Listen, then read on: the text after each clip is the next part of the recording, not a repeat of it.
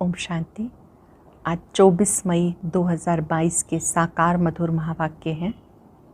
आज की मधुर मुरली में बाबा की बहुत मीठी मीठी महिमा है।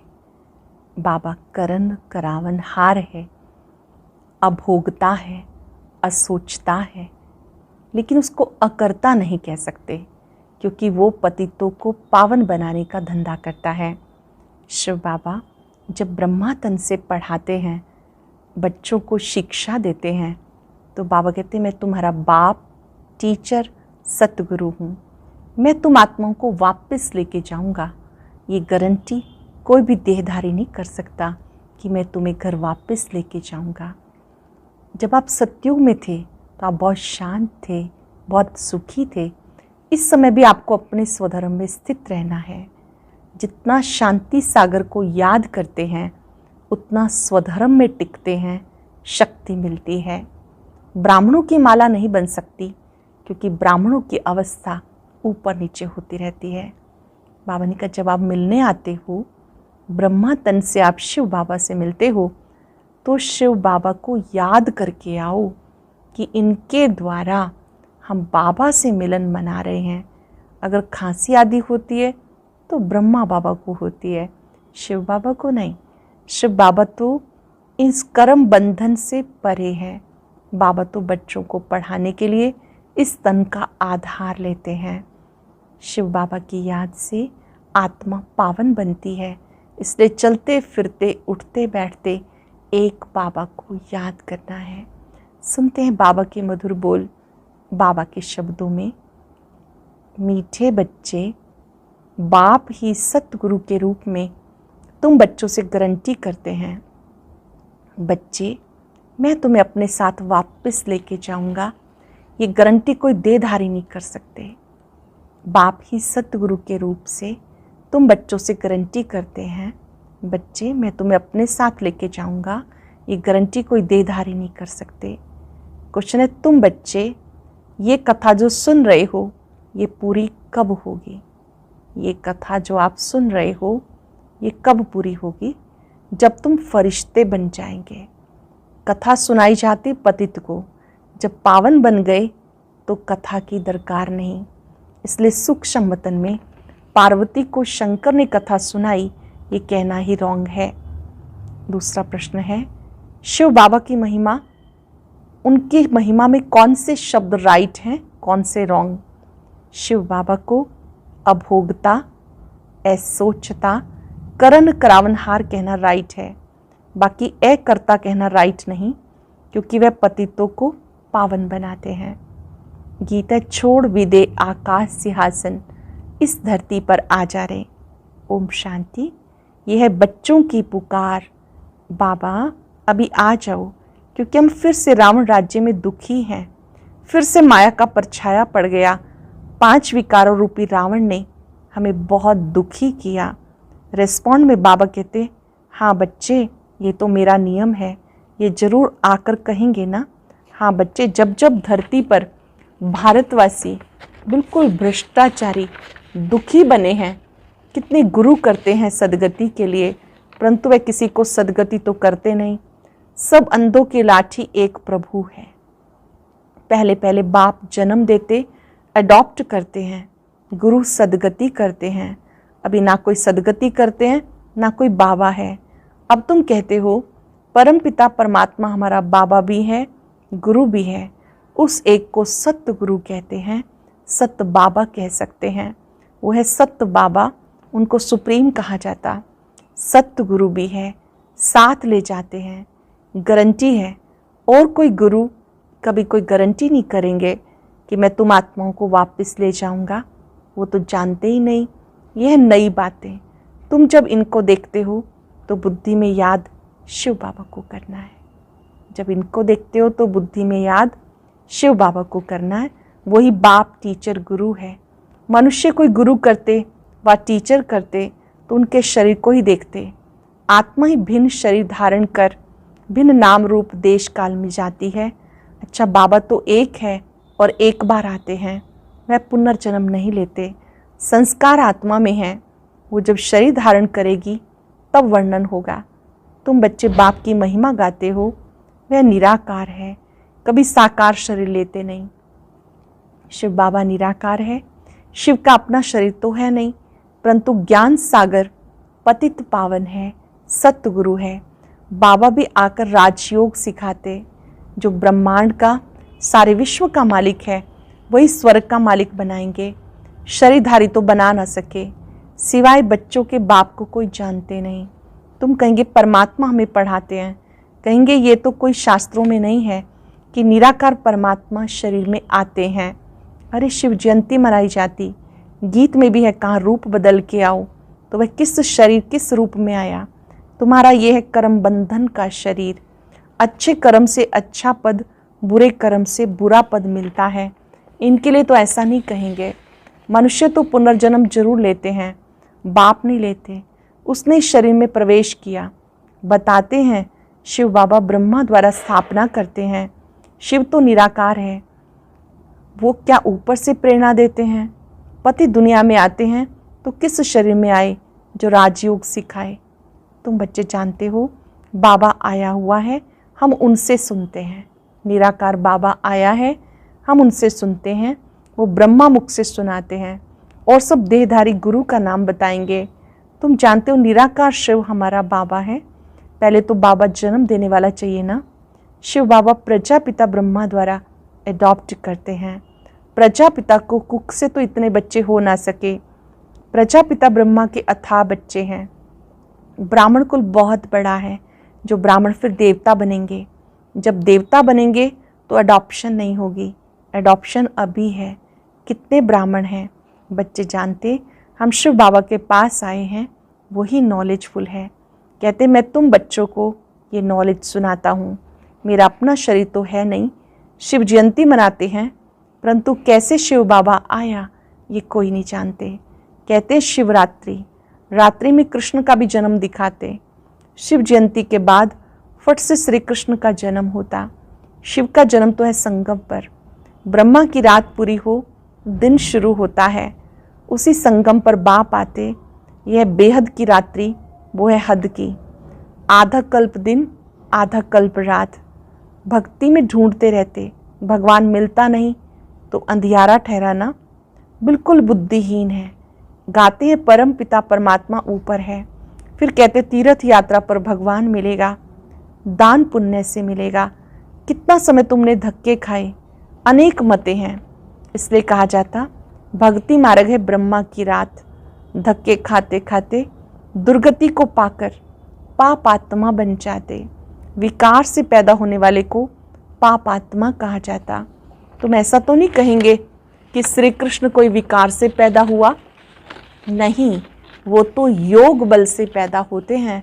इन बातों को भारतवासी ग्रस्त धर्म वाले जानते हैं, सन्यासी नहीं जानते, ना मानते हैं।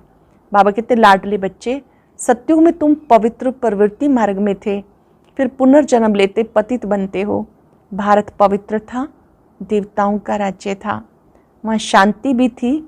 यूँ शांति धाम निर्वाण धाम है, परंतु सत्युग में भी तुम्हें वर्षा मिला हुआ है, इसलिए वहाँ कभी अशांत नहीं होते। एक दो को दुख दे कभी अशांत नहीं करते। सत्युग में कभी कोई अशांत नहीं होते, ना कोई किसी को दुख देते हैं। कोई किसी को दुख नहीं देंगे।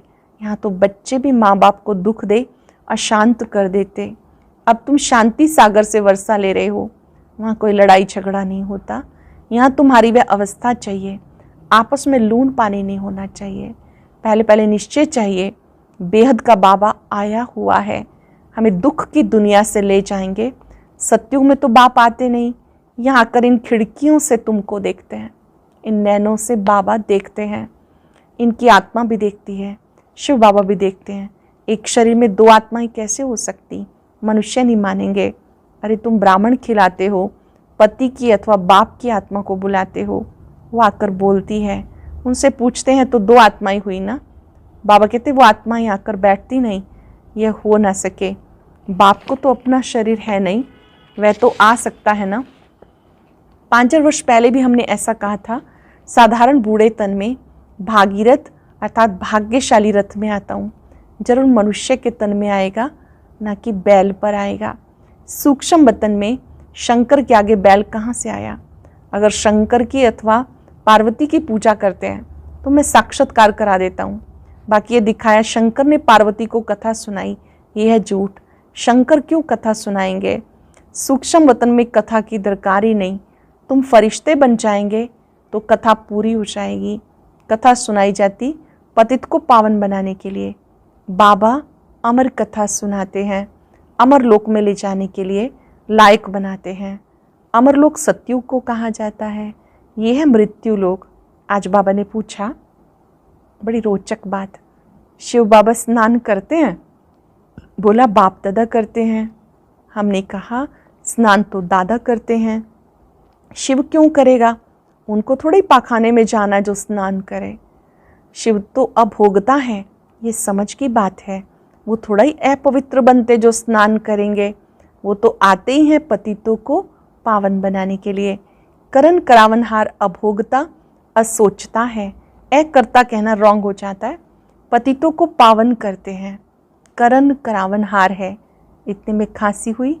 इनकी आत्मा का इस शरीर रूपी बाजा डिफेक्टेड हो गया तो शिव बाबा क्या करेगा? तुम ऐसा नहीं कहेंगे कि शिव बाबा के बाजे में डिफेक्ट हुआ। नहीं, ये शरीर उनका नहीं, लोन लिया हुआ है। लोन ली हुई चीज़ टूट जाती है तो धनी की टूटेगी ना। शिव बाबा इस शरीर का धनी नहीं, धनी तो ये है, ब्रह्मा है। उसने ये किराए पे लिया है। ये भाग्यशाली रथ है, बैल एक ही है। फिर गौमुख भी कहते, बाबा कहते बरोबर कोई कोई बच्चियाँ इतनी होशियार नहीं हैं, किसको उठाना है तो मैं बच्चों में जाकर उठाता हूँ।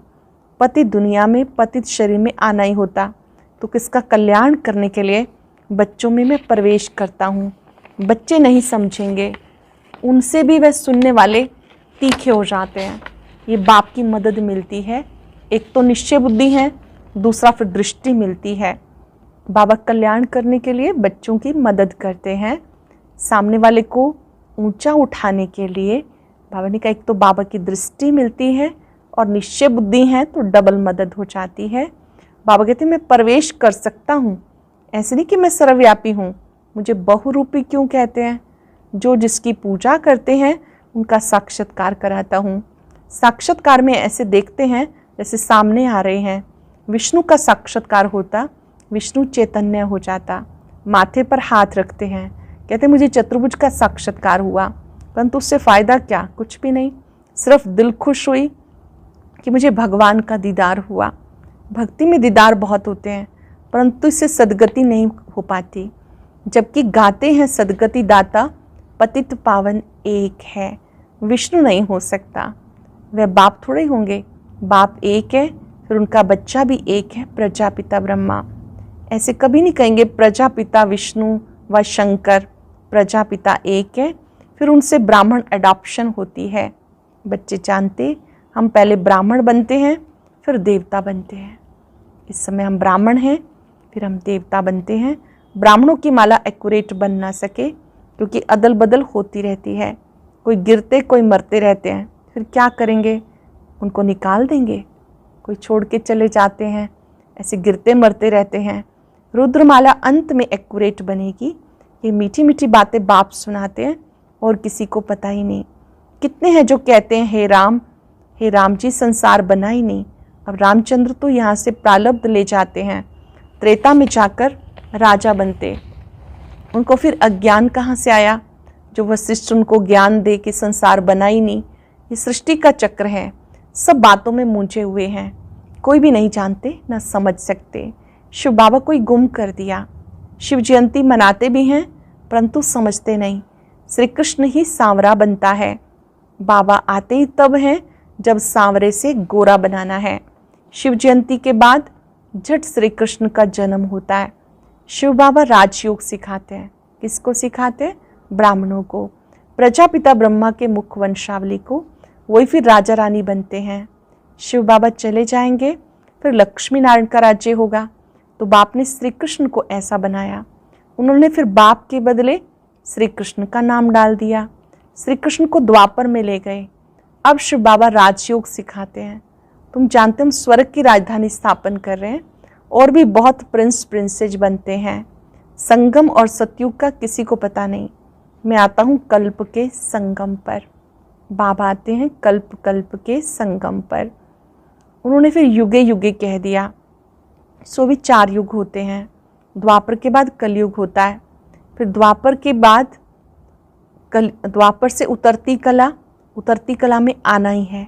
मेरा पार्ट तब है जब चढ़ती कला होती है। इनको तो नीचे उतरना ही है। तुम बच्चों को 84 जन्म पूरे करने हैं। ऊंच से ऊंच ब्राह्मण वर्ण, ब्राह्मण फिर देवता, क्षत्रिय, वैश्य, शूद्र, ये वर्ण भारत में गाए जाते। विराट रूप का चित्र बनाते, उसमें ब्राह्मणों को और शिव को गुम कर दिया। ये बातें कोई शास्त्रों में नहीं है। शिव बाबा कर अडॉप्ट करते हैं ब्रह्मा द्वारा, शूद्र से ब्राह्मण बनाते हैं। बाकी सूक्ष्म वतनवासी ब्रह्मा वो कैसे प्रजापिता बन सकते? पहले निश्चय चाहिए कि वो बाप भी है, शिक्षक भी है, सतगुरु भी है।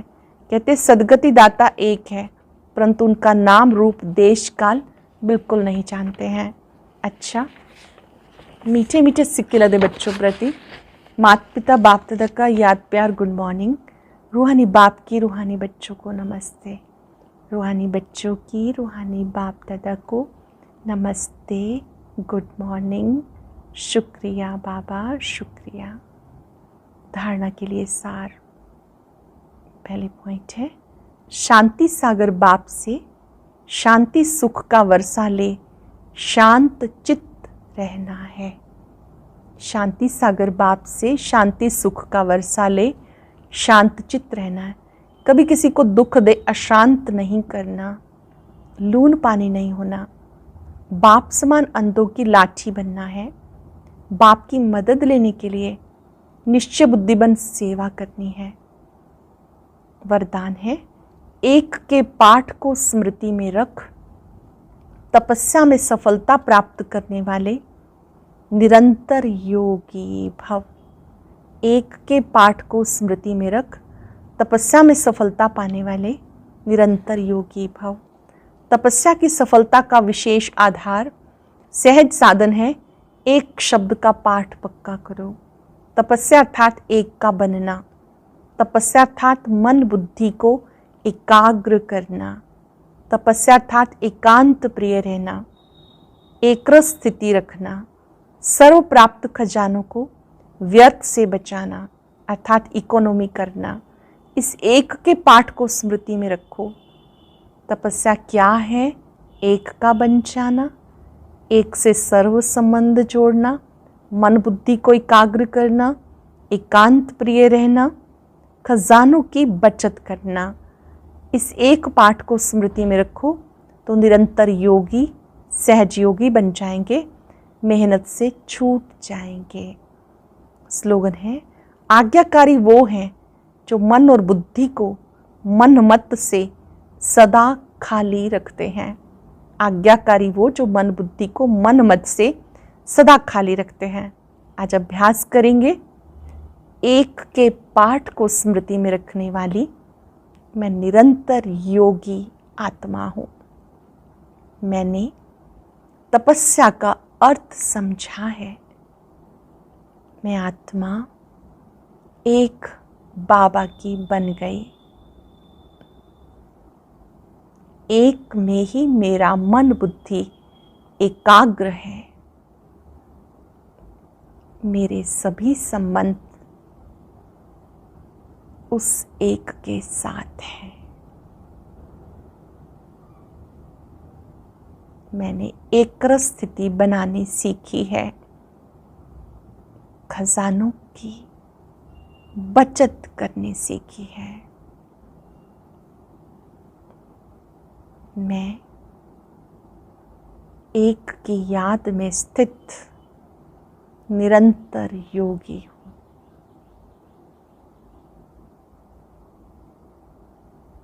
बाबा की किरणों को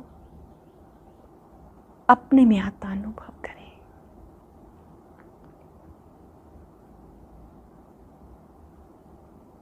शुक्रिया बाबा, शुक्रिया। और अब सुनते हैं आज का अव्यक्त ज्ञान मोती। ये एक बहुत संस्कारितापूर्ण वीडियो है, जरूर देखें, कोई भी मिस ना करे।